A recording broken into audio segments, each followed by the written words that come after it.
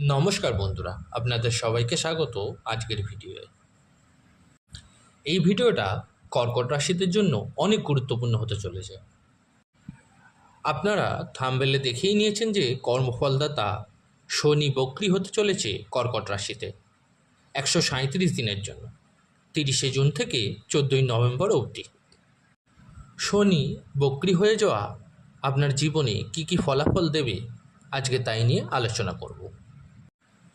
এটি জন্মরাশি মুন সাইনের ওপর সানসাইনের নিয়ে নয়। সব থেকে প্রথমে বলি, বক্রী আসলে কি। গ্রহদোষ দু রকমের হয়, একটি মার্গী, একটি বক্রী। মার্গী হচ্ছে গ্রহ নিজের গতি অনুযায়ী সূর্য পরিক্রমা করছে। 360 ডিগ্রির গ্রহচক্র হয়ে থাকে, যাতে সে পরিক্রমা করে চলে। কিন্তু যখন কোনো গ্রহ নিজের গতি অনুসারে পরিক্রমা করতে পারে না, তখন একে বক্রী বলা হয়।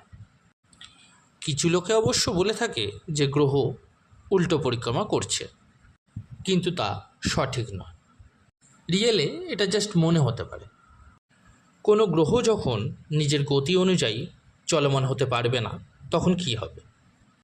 তখন তার সুপার পাওয়ার কমে যাবে এবং স্লো হয়ে যাবে, এবং এক ভাগ আগের রেজাল্ট দিতে থাকবে।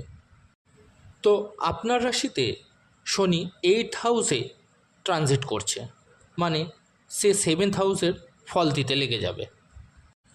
তো চলুন জেনে নেওয়া যাক এই 137 দিনে শনি আপনাকে কি ফল দেবে। 8th হাউসে শনি আছে আপনার, আর শনির ঢাইয়া চলছে এখন, যা মার্চ 2025 পর্যন্ত চলবে। 8th হাউসে শনি কর্কট রাশিতে, আর কর্কট রাশিতে 8th হাউসে শনি ম্যালেফিক বা ক্ষতিকর মানা হয়। আর আপনার রাশিতে যদি শনি নীচ থাকে, তাহলে আপনাকে একটু সাবধান হতে হবে। যে কোনো ক্ষেত্রেই আপনার সাথে খারাপ হতে পারে। কোনো না কোনোভাবেই টেনশান, মানসিক অবসাদ, বেশি কাজকর্ম করা, আলস্য দেবে যদি কুণ্ডলিতে আপনার শনি নীচ হয়ে থাকে। আর বক্রী হয়ে যাওয়ার পর তো আরও স্লো রেজাল্ট দেবে। সব থেকে প্রথম তো শনি 7th হাউসে রেজাল্ট দেবে। বৈবাহিক জীবনে একটু নজর দেবেন, তবে পজিটিভ নেগেটিভ দুটো ফলই দেবে। দুটো ভালো করে বুঝুন। বৈবাহিক জীবনে দেখবেন যাতে বোঝাপড়া থাকে, নেগেটিভিটি না আসে আপনার ভেতরে, ভুল বোঝাবুঝি যাতে না হয়, পজিটিভ থাকার চেষ্টা করবেন। ছোট ছোট জিনিস নিয়ে খুব বেশি চিন্তা করবেন না। শনি আপনাকে 7th হাউসের ফল দেবে। তো যাদের বিয়ে হয়নি এখনও, তাদের বিয়ের কথা পাকা হওয়া বা বিয়ের সম্ভাবনা আছে। শনি বক্রী হয়ে যাওয়ার মধ্যে যেসব কর্কট রাশিরা মনে করছেন পার্টনারশিপ বিজনেস করবেন বা নিজের ব্যবসা শুরু করবেন, তাও হতে পারে।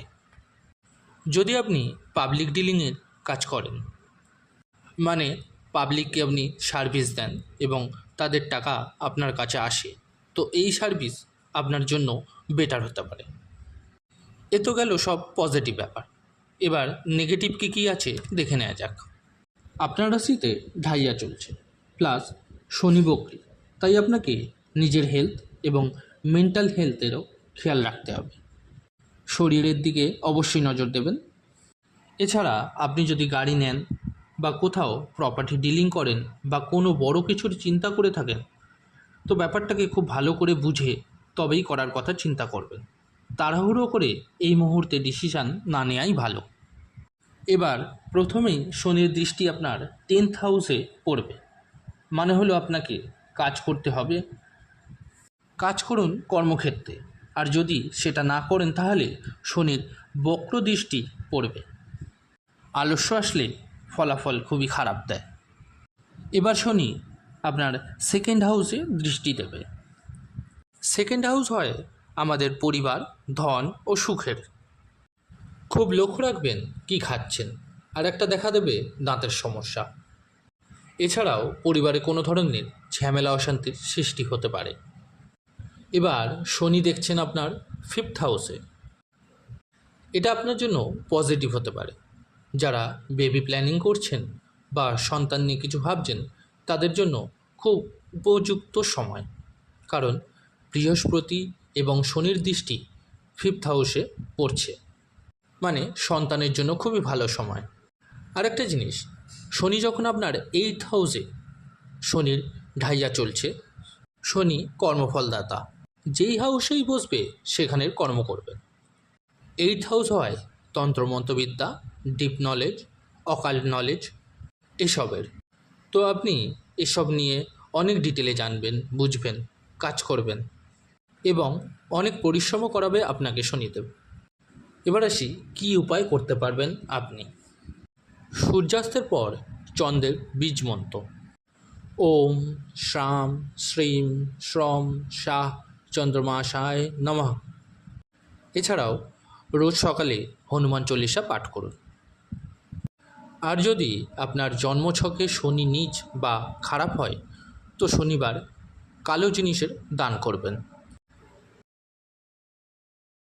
এই ছিল আজকের কর্কট রাশির বক্রি হয়ে যাওয়া নিয়ে সবিস্তারে আলোচনা। যদি ভিডিওটি ভালো লেগে থাকে অবশ্যই লাইক এবং শেয়ার করবেন। আর হ্যাঁ, কমেন্টস করতে অবশ্যই ভুলবেন না। আর যে সকল বন্ধুরা নতুন শুনছেন তো তাদের জন্য বলে রাখি অবশ্যই চ্যানেলটিকে সাবস্ক্রাইব করে রাখবেন। ধন্যবাদ।